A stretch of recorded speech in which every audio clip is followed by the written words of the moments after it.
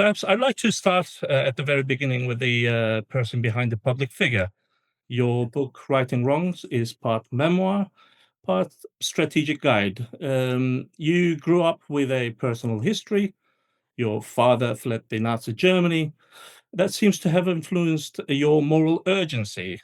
How much of the book is about personal journey, and how much is about strategy and institutional learning?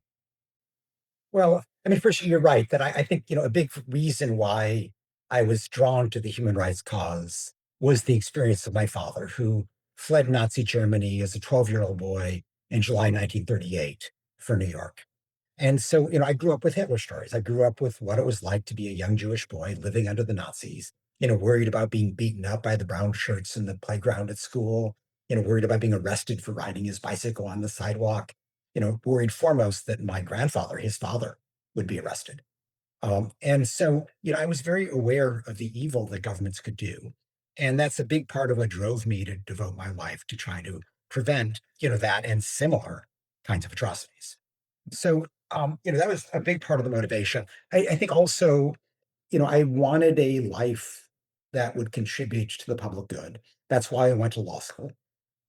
I was in law school when Jimmy Carter was the US president, who introduced for the first time human rights as an element of US foreign policy.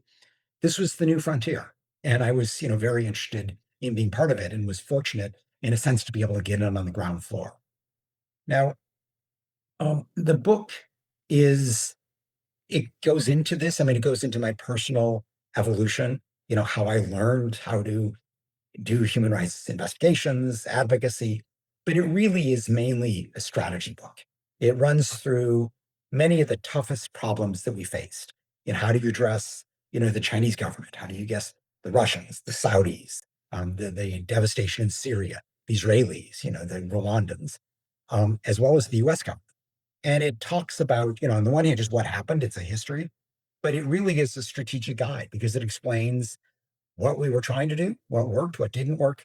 And it shows really that there is always something you can do. I mean, even in dire circumstances, there's always a way that you can increase the cost to a government of its repressive practices. And that's what I want people to take away from the book, an understanding that, these are a series of choices that are available to everybody.